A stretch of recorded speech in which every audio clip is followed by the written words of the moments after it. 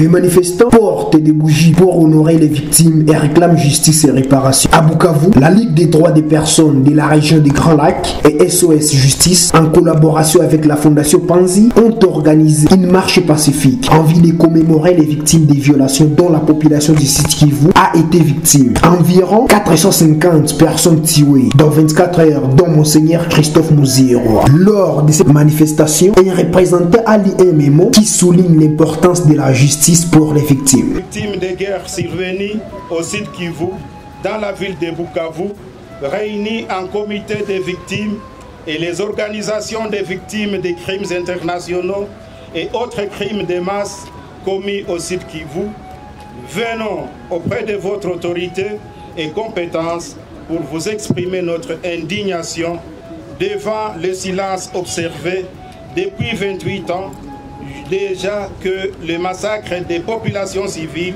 et inoffensives ont commencé au Sud Kivu et dans l'est de la République démocratique du Congo sans que les victimes ne soient au centre de l'action gouvernementale et de la communauté internationale.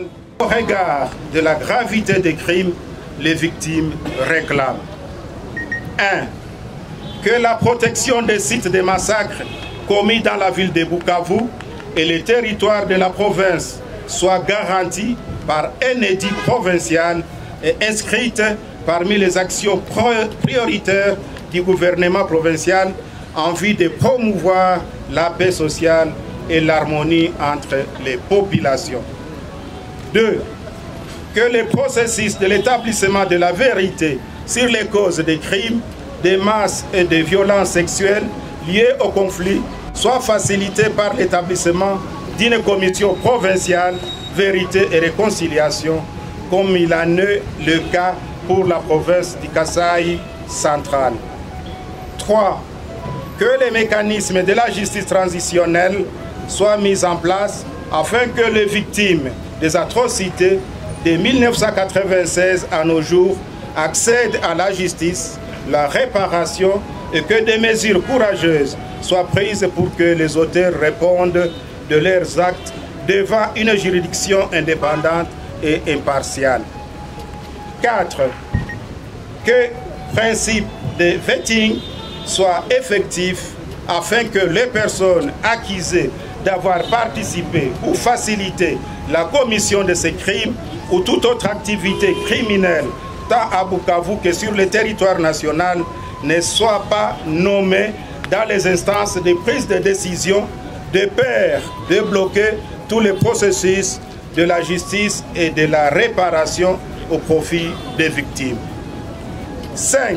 Que les autorités provinciales collaborent avec le bureau du procureur près la Cour pénale internationale afin que tous les crimes commis à Bukavu en particulier et au Sud Kivu en général soient enquêtés, documentés et que les auteurs soient arrêtés, poursuivis en justice et condamnés.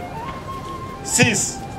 Que les autorités nationales et provinciales soutiennent les actions de plaidoyer menées par le prix Nobel de la paix 2018, Dr Denis Mukwege, visant à réclamer l'établissement d'un tribunal pénal international pour la République démocratique du Congo et, à défaut, la mise en place de chambres mixtes spécialisées pour lutter contre l'impunité des crimes de masse que la République démocratique du Congo ne cesse d'enregistrer.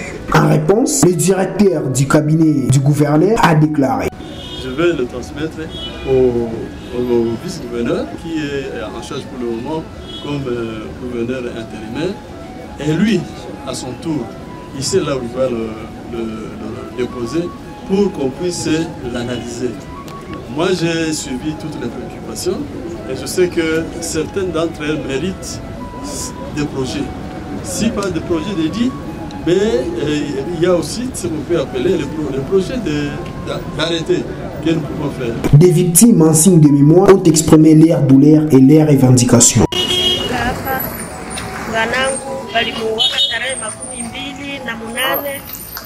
Makumi mbili na munane ya mwezi ya 10 bakashuka ISP biko banaua watu, bakafika Nyawera biko banaua watu.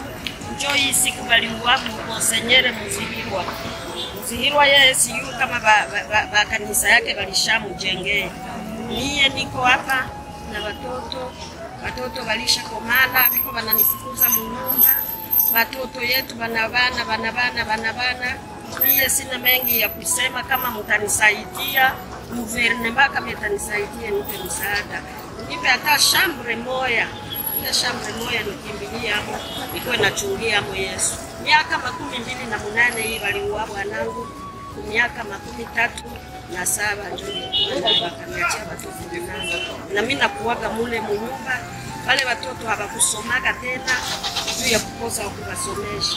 Ile ndio mimi nalomba tu shambre moya, kama itaonekana wanipe hayo komboti, wanipe hayo nikimbilia hapo, ngojea Yesu.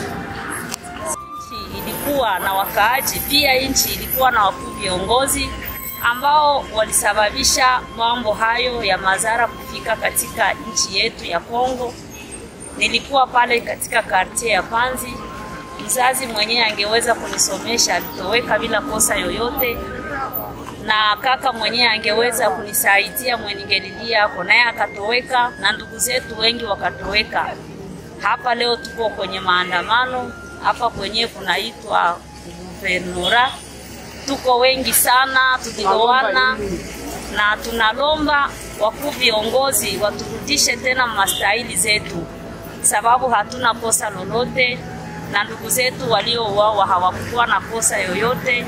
Tunajikutana nchi inatuachililia, inatutupa. Sasa tunaomba waturudishe mastahili zetu, na shie watukamate kama vile wanamemba wa nchi yetu ya Kongo, sababu tunasunguka, masomo hatupati, namna ya kuishi hatuna, tunaonelewa. Kila leo wanaua ndugu zetu, kila leo vita inakuya na wahanga wetu wanaenda tu vile, na shie tunabakia tuko vile, oro hatuna kosa lolote. Wakamwona mashoka, wakabafunga mikono na masentiri, wakamata na miguu. Kisha wakakamata sasa ile mashoka wakuwa na mafuta hayo kushini, ndio abakuwaka na masafu, lakini ni shoka na mavisu ndio walifungaka na wakaenda kwa wakaenda bana wafunga mashini zao, walikuwa kama 16 ndio wakaingia shimo moja, wale wote wakabashika hapo hapo. Sasa watoto wa mwa bashaka basomake tena, maana abasomake tena juu hakuna mai. Sikuwa na nyumba wala sikuwa na kitu chochote. Kila tunakuyaga, tunasema tusikilize hayo kwa wanasema, tunatunga na kwa kama miaka ngapi tunaingia katika ile manani zote za kutafuta amani ya familia na nchi.